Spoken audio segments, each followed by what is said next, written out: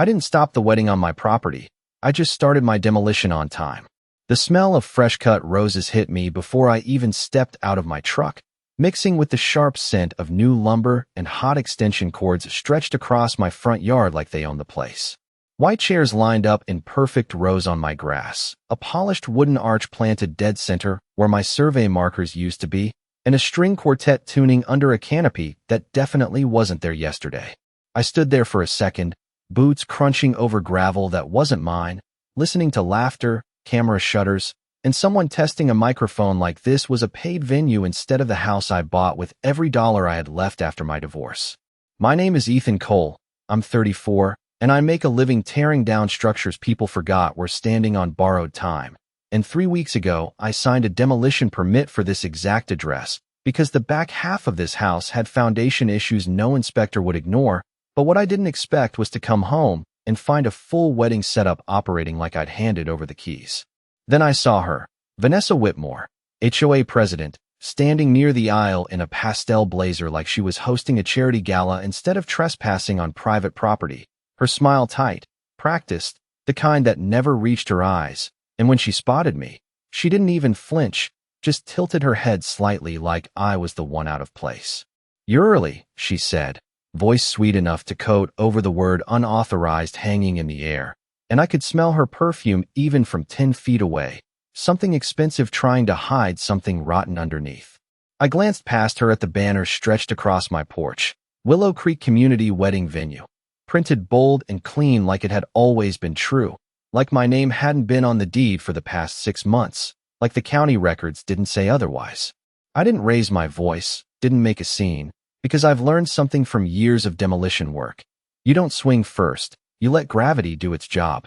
Instead, I took a slow breath, felt the folded paper in my back pocket press against my leg, and listened as guests started arriving, heels clicking on my driveway, tires rolling over the gravel I paid for, laughter filling the air like none of this belonged to me anymore. Vanessa stepped closer, lowering her voice like we were sharing a secret. "This is a community event, Ethan. You should really learn to cooperate. It's good for property values." Property values. I looked at the arch again, at the floral arrangement staked into soil that still had my survey flags buried under it, at the catering van plugged into an outlet on the side of my house, and I almost smiled, because she thought this was about appearances, about pressure, about making me back down in front of a crowd. She didn't know I'd spent the last week at the county office pulling every document tied to this address, didn't know I'd read every line of zoning code twice, didn't know I'd confirmed my permit was not just valid but time-sensitive. She thought she was hosting a wedding. I knew I was holding a schedule, and as the first notes of the ceremony music started to rise, soft and polished, drifting across my lawn like it belonged there, I checked my watch, felt that same steady calm settle in my chest, and realized something almost funny about the whole situation. She'd invited dozens of witnesses to watch exactly what was about to happen next. I have always believed that paperwork makes more noise than shouting ever could, and as the ceremony music swelled behind me, I reached into my back pocket and unfolded the permit, the paper stiff and official, edges still sharp from the county clerk's printer, and I let my thumb rest over the seal like it was the only thing anchoring this moment to reality. Vanessa kept talking, something about community standards and cooperation, but her voice started to blur into the background noise of guests settling into chairs, heels tapping against wood, someone laughing too loudly near the catering table like this was all perfectly normal, like a stranger's house could just become theirs if they decorated it well enough. I looked past her again, noticing details I had memorized over the past week, the temporary power cables running from my exterior outlet, the portable flooring panels covering the cracked section of my patio, the arch positioned exactly over the load-bearing line I had flagged for demolition, and it almost impressed me how precise it all was, how confidently they had built an entire illusion on top of something they never bothered to verify. 3 weeks ago, when I filed for that demolition permit, the inspector had walked the backside of the house with me, boots sinking slightly into the soft dirt, pointing out the foundation shift, the stress fractures running along the base, explaining in that calm, measured tone that this structure was not safe long-term and needed to come down in phases, and I had nodded, signed every document, scheduled everything down to the hour because that is what I do. I plan, I measure, I execute, and I do not leave gaps for interpretation. Vanessa thought this was about control, about making me feel small in front of a crowd, but she had no idea she had stepped into a timeline that was already locked. I slipped my phone out of my pocket and checked the time again, watching the seconds move with quiet certainty. And right on cue, I heard it, low at first, almost like distant thunder rolling across pavement, the unmistakable hum of a diesel engine approaching from down the street. A few guests turned their heads, confused, a couple of them shielding their eyes from the sun as they looked toward the road, and I saw the first flicker of uncertainty pass across Vanessa's face, just a fraction of a second, but enough to crack that polished expression she wore like armor. She followed their gaze, and I did not have to say a word because the sound said everything, steady, mechanical, inevitable, growing louder with each second. I remembered the call I made 2 days ago, confirming the crew, confirming the time, confirming that all access points were clear and that the permit covered the exact section they needed to start with. And I remembered the pause on the other end of the line when the supervisor asked if the property would be occupied, and I told him the truth, that it might be, but the permit was valid and the schedule was set, and he had simply replied that they would proceed as authorized. Vanessa stepped closer again, her voice tighter now, less sugar, more edge, asking me what that noise was, asking me if I had something to do with it, and I finally met her eyes, calm, steady, letting the silence stretch just long enough to make the answer feel heavier than it needed to be.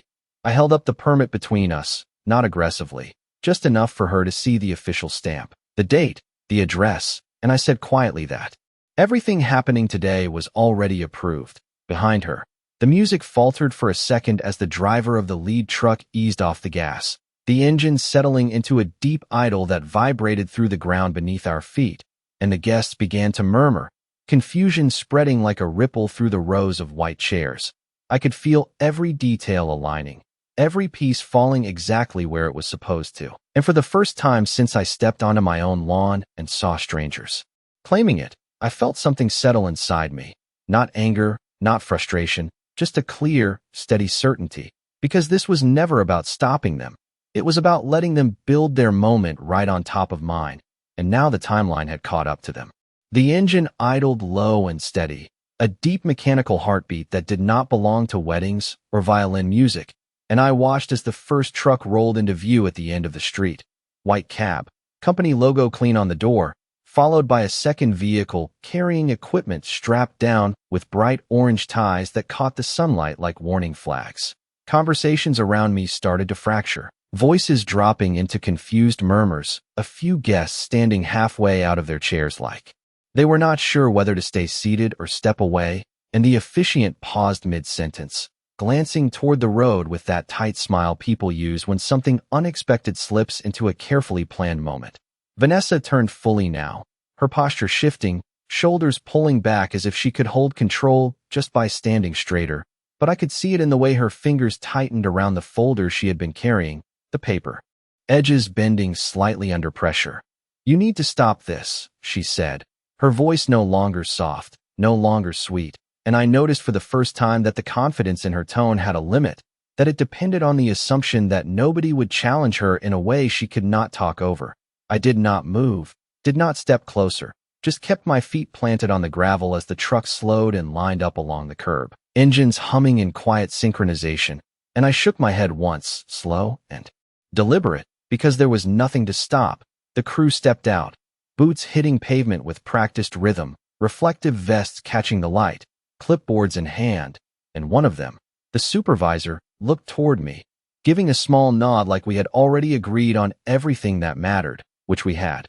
He walked up the driveway without hesitation, eyes scanning the structure, the temporary installations, the layout that had been built overnight, and he did not look surprised, not even a little, just focused, professional, like any other job site he had seen. Vanessa stepped into his path, her voice rising just enough to draw attention, telling him there was an event, that this property was being used with authorization, that he needed to leave immediately, and the supervisor listened, patient, then asked one simple question, "Who owns the property?" And she answered before I could, saying the community had rights here, saying the homeowners association had approved usage, and that was when the supervisor turned to me, waiting, giving me space to speak if I wanted to, but I did not rush it. I let the silence stretch again, let every set of eyes drift toward me, and then I took a step forward, pulling the permit fully into view, holding it flat so the seal and the signature were impossible to ignore, and I said my name clearly, stating that I was the owner and that the work was scheduled and approved through the county. The shift in the air was immediate, like a breeze cutting through heat, subtle but undeniable, and I saw it ripple through the crowd, confusion turning into realization for some, concern for others, and something sharper for Vanessa, something that looked a lot like disbelief finally catching up to her. The supervisor nodded once, professional and final, then turned back to his crew, giving quiet instructions, pointing toward the section behind the arch, the exact line I had marked weeks ago, and the machines stayed where they were for now, engines still running, waiting for the signal that would come from him, not from her, not from the crowd, not from the ceremony that had tried to overwrite reality. I could hear the violin again, hesitant now, uncertain, the notes no longer smooth, and the bride stood frozen near the aisle, bouquet held too tightly, eyes darting between Vanessa and the crew like she was trying to understand how something that looked so perfect a minute ago could start to unravel without a single raised voice. Vanessa stepped closer to me again, lowering her voice, trying to pull control back into a private space, saying we could resolve this, saying I was making a mistake, saying there would be consequences, and I met her gaze without blinking, feeling the weight of every document, every measurement, every quiet decision I had made leading to this exact moment. And I said calmly that the only mistake here was thinking permission could be replaced with assumption. The supervisor lifted his hand slightly, a small motion, but one that carried authority built on permits and schedules and the kind of rules that do not bend for convenience. And as the crew moved into position, I realized something that made everything clearer than it had been all morning. This was not chaos. This was order finally showing up at the right time. The first movement was almost quiet, just the crunch of boots shifting position and the soft clink of metal as the crew adjusted their equipment. But it carried more authority than any raised voice on that lawn, and I watched as the supervisor walked a slow line across the grass, eyes scanning the ground like he could see through the decorations to the structure underneath, like he understood exactly where illusion ended and reality began. Vanessa stepped in front of him again, faster this time, her voice sharper, trying to reassert control in front of everyone, saying this was a scheduled private event, saying there would be legal consequences if they continued, and the word legal hung in the air for a second like it still belonged to her. But the supervisor did not react the way she expected.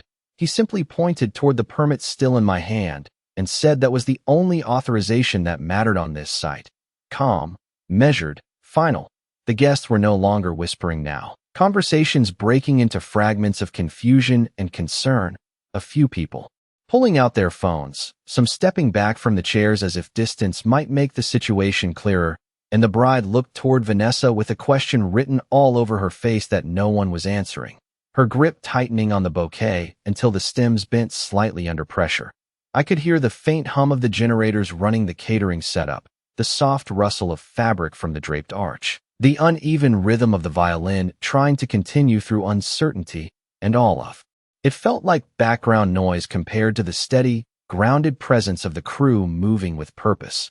I remembered the exact moment this started to shift for me, standing in the county records office under fluorescent lights, the smell of paper and toner in the air, scrolling through filings tied to this address, and seeing the pattern, not just one listing, not just one event, but multiple entries, deposits logged under a generic community use label, dates stacked one after another like someone had turned my property into a calendar of promises they had no right to make. Vanessa had not just crossed a line once. She had built a system on the assumption that no one would check, that no one would challenge her version of ownership, and that assumption had carried her all the way to this morning. She turned back to me again, lowering her voice, trying to pull me into a quieter corner of the chaos, saying we could fix this, saying I was overreacting, saying she had done what was best for the neighborhood. And I could hear the shift in her tone now, the confidence thinning into something tighter, more urgent, like she was trying to hold on to control by reducing the scale of the problem. I shook my head once, slow, because there was nothing to negotiate, nothing to fix, not in the way she meant, and I told her that the timeline had already moved past that point, that everything happening right now was exactly where it was supposed to be. Behind her, the supervisor raised his hand again, a small, deliberate signal, and the crew responded instantly, one of them stepping toward the temporary flooring panels, another moving to clear a narrow path along the marked line, their movements precise, coordinated, like they had done this 100 times before in 100 different places where something had outstayed its right to stand. The sound of the first machine shifting gears cut through the music completely this time. Not loud, not aggressive, just present, undeniable, and the effect was immediate. The violin stopped, conversations halted, every eye turning toward the source of that mechanical certainty. The officiant lowered his notes, looking uncertain for the first time, and the groom stepped slightly closer to the bride. Both of them caught in a moment that was no longer theirs to control. Vanessa's posture changed again, shoulders tightening, chin lifting as if she could still outmaneuver what was unfolding, but I could see it now, the realization settling in behind her eyes, that this was not something she could redirect with a conversation or a warning, that this was something built on approval she did not have and timing she could not alter.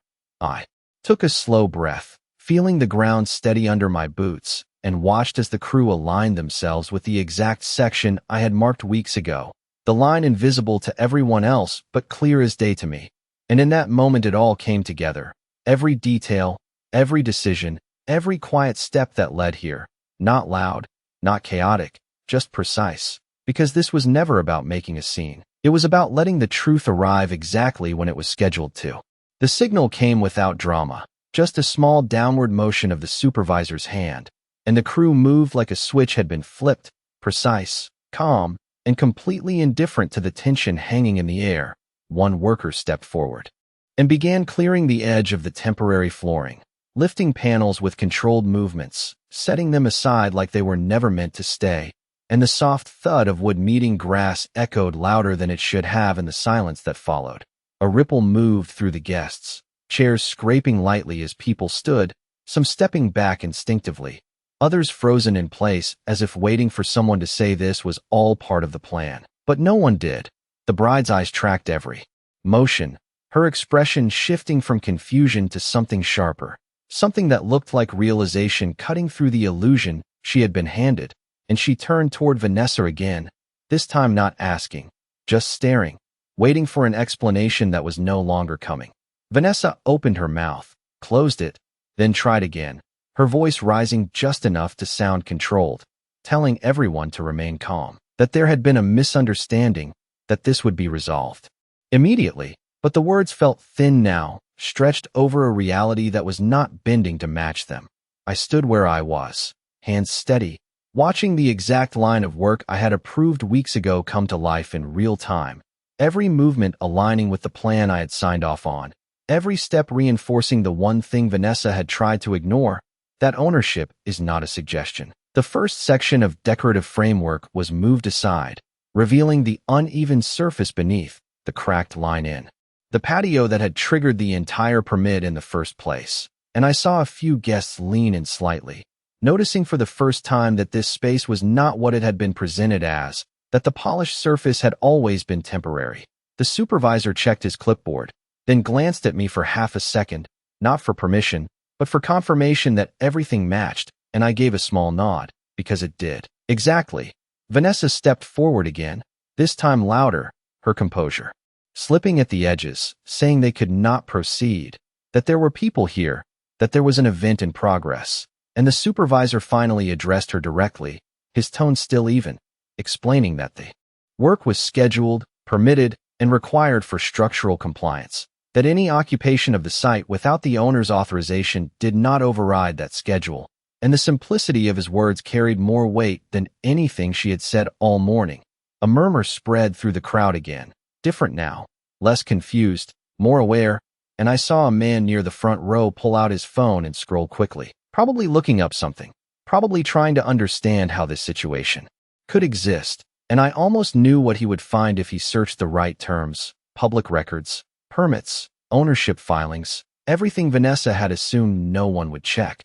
The groom stepped closer to the bride, speaking quietly, his posture tense, and she nodded once, slow, her gaze still fixed on Vanessa, and in that moment the shift became undeniable. This was no longer a ceremony. It was a question of accountability playing out in front of witnesses. I took a slow breath, the air, carrying a mix of cut grass, diesel, and fading perfume, and I felt the weight of the past few weeks settle into something solid, something final, because this was not a reaction. This was the result of every quiet decision I had made after realizing what was happening to my property. Vanessa turned back to me one more time, her voice lower now, urgent, asking what I wanted, asking what it would take to stop this. And I met her eyes without hesitation, because for the first time she was asking the right question, just far too late. And I told her that this was never about stopping anything. It was about letting the process that should have been respected from the beginning finally run its course. Behind her, the crew continued, measured and steady, each movement peeling back another layer of the setup, revealing more of the structure beneath, more of the truth she had tried to cover with decorations and confidence. And as the space shifted from staged perfection to exposed reality, I realized something that settled everything into place. This moment was not loud.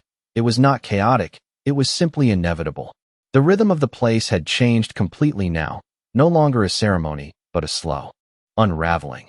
And you could hear it in everything. The uneven footsteps on grass, the quiet snapping of someone folding a chair they were not sure they should even be touching, the low hum of the machinery holding steady like a metronome that everything else was now forced to follow.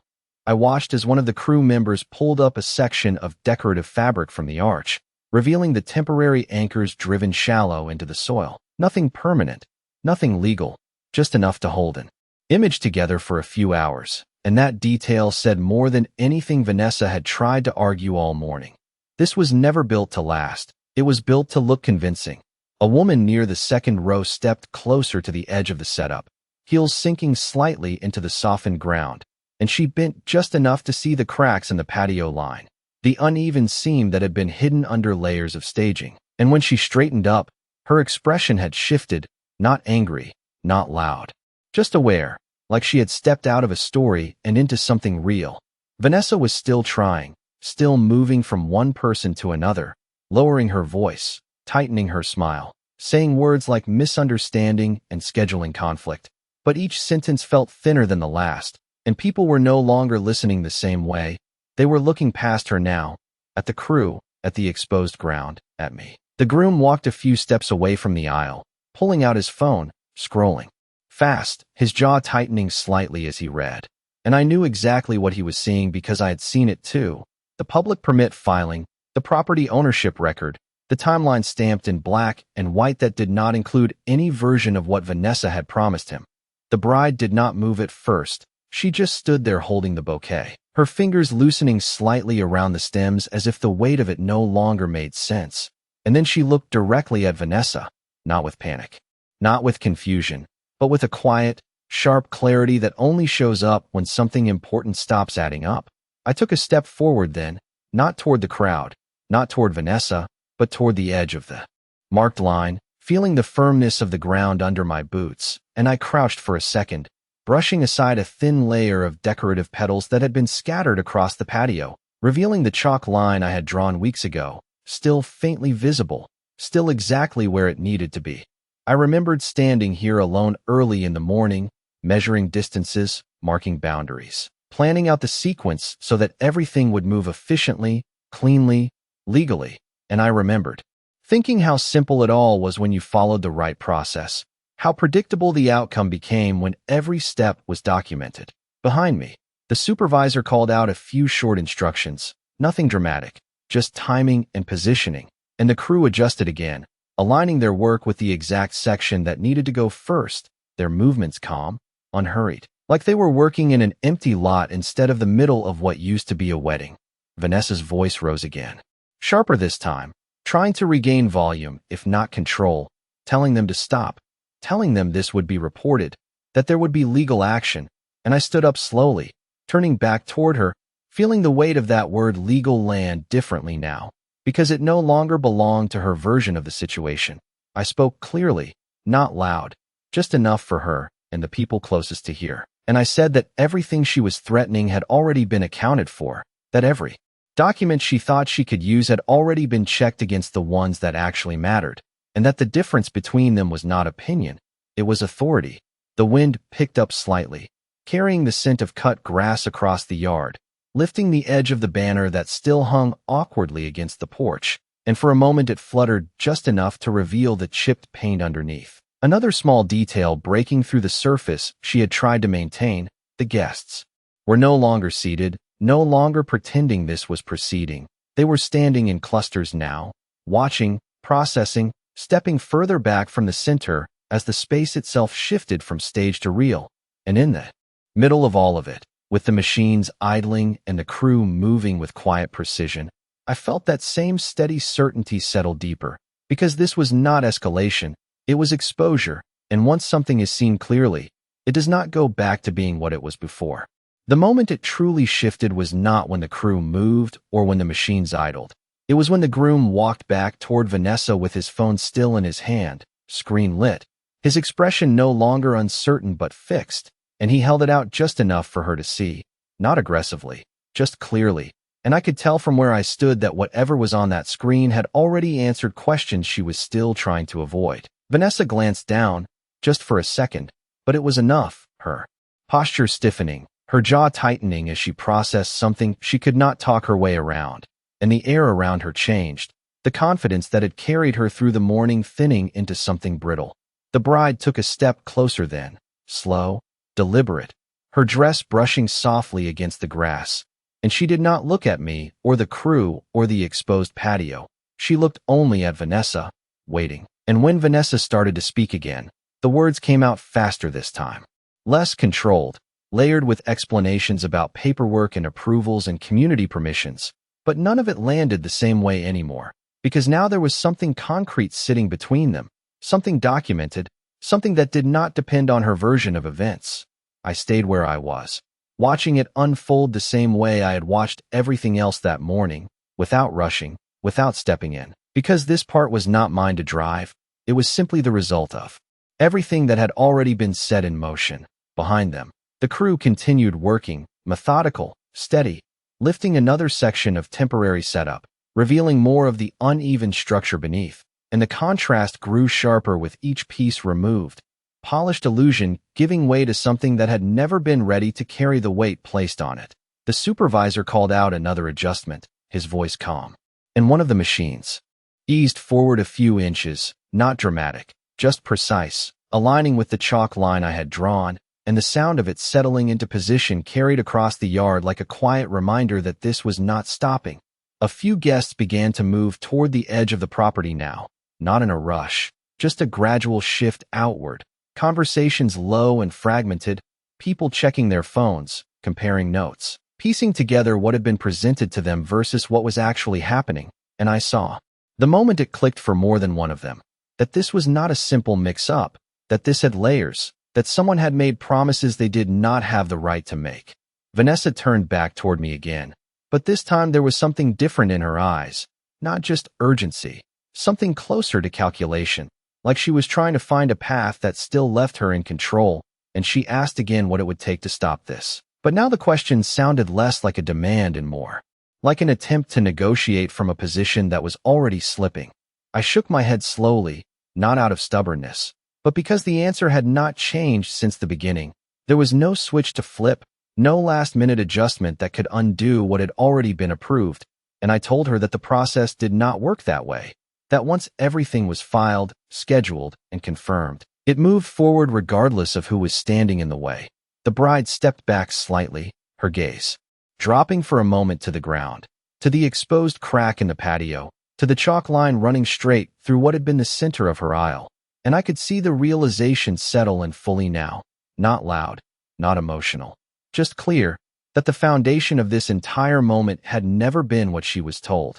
The groom exhaled slowly, running a hand through his hair, then looked back at Vanessa, and there was no question in his expression anymore, just a quiet demand for accountability that did not need to be spoken out loud. The wind shifted again, carrying the scent of diesel and cut grass across the yard, and the banner on the porch lifted once more, revealing more chipped paint, more of the underlying structure that had been hidden, and I realized how many small details had been there all along.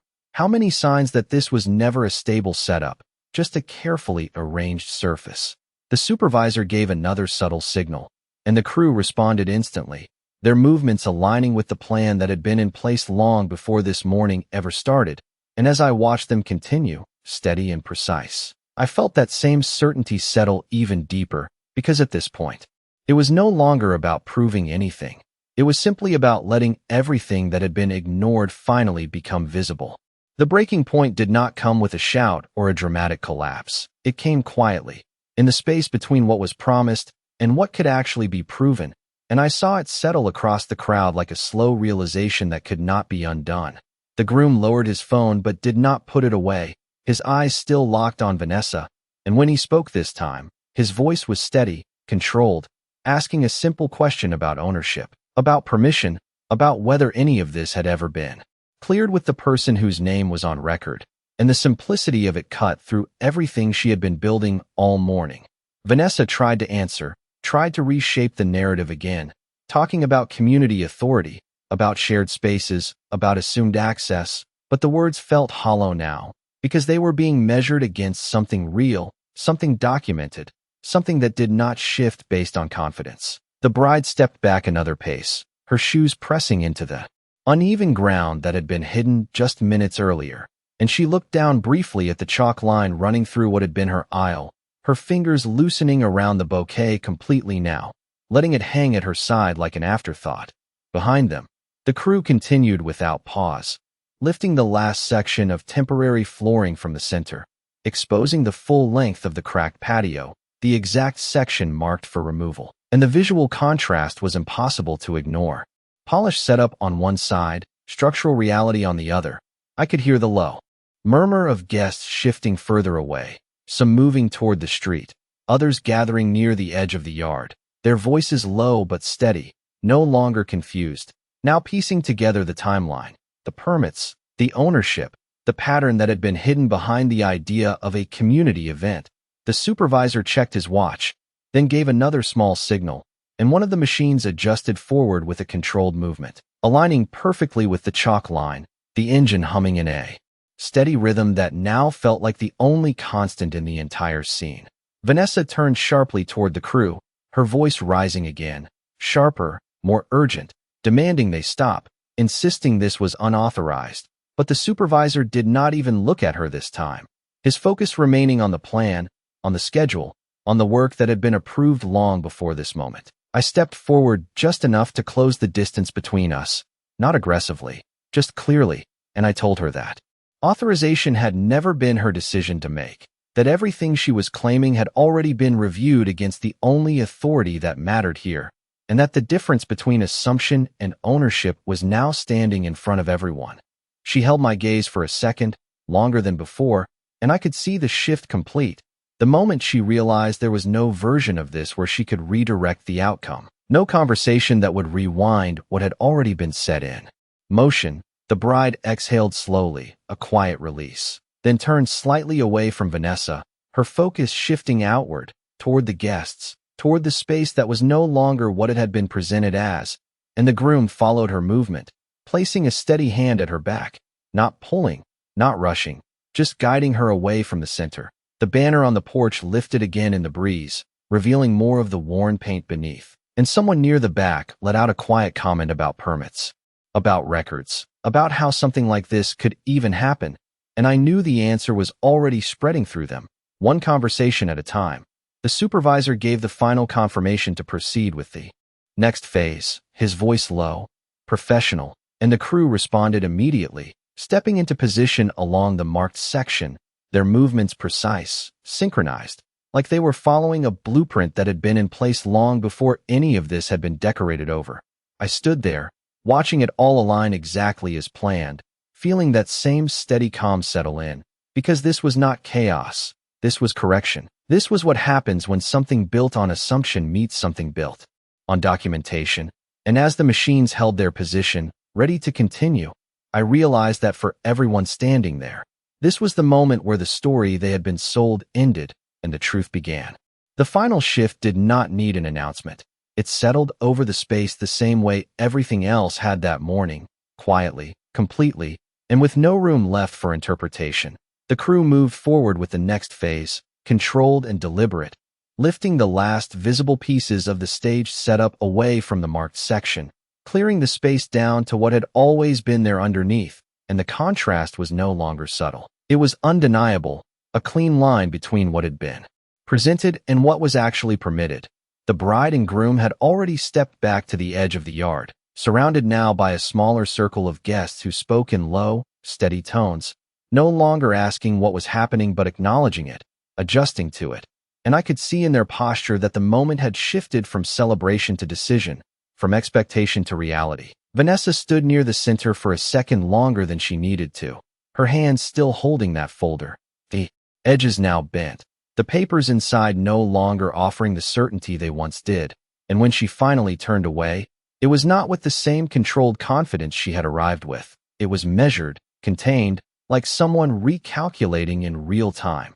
The supervisor checked the alignment one last time, then gave a firm nod to his crew, and the machines eased forward with steady precision, not aggressive, not chaotic, just following the exact plan that had been filed and approved, and the sound of it, that low mechanical rhythm, became the defining tone of the moment, replacing everything that had tried to override it earlier. I stood a few feet back now, hands at my sides, watching the process unfold exactly as it was meant to, and I thought about how simple this had been from the beginning, how every piece of it had been avoidable if the right question had been asked at the right time, if permission had been treated as a requirement instead of an inconvenience. One of the guests walked closer to me, cautious but curious, asking quietly if this had all been scheduled, and I nodded, telling him it had been on record for weeks, that everything happening now was just the timeline catching up, and he looked back toward the exposed patio, then toward Vanessa, and shook his head slightly, not in disbelief, but in understanding. The banner on the porch finally slipped loose on one side, the corner dropping just enough to reveal the full length of the chipped paint beneath, and it hung there unevenly, no longer able to maintain the image it was meant to project, and I realized that was exactly what this entire situation had become, something that could not hold its shape once the support underneath was removed. Vanessa made one last attempt to gather control, stepping toward the supervisor, her voice lower now, controlled again but stripped of certainty, asking about delays, about rescheduling, about what could be done, and he listened briefly before explaining, in the same calm tone he had used all morning, that the work order was active, that the permit dictated the timeline, and that any changes would have required prior approval through the proper channels, not a conversation in the middle of execution. She nodded once, tight, then stepped back, and that was the moment it ended, not with confrontation, not with volume, but with acknowledgement, with the realization that the structure she had built around this situation had no legal footing to stand on.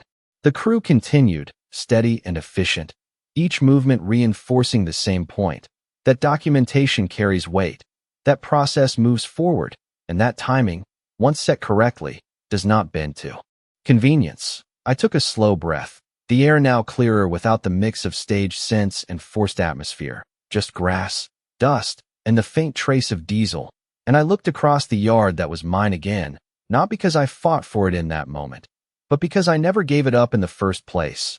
As the machines worked and the last of the guests drifted toward the street, I understood something that had been true from the start, that justice does not need to be loud to be final.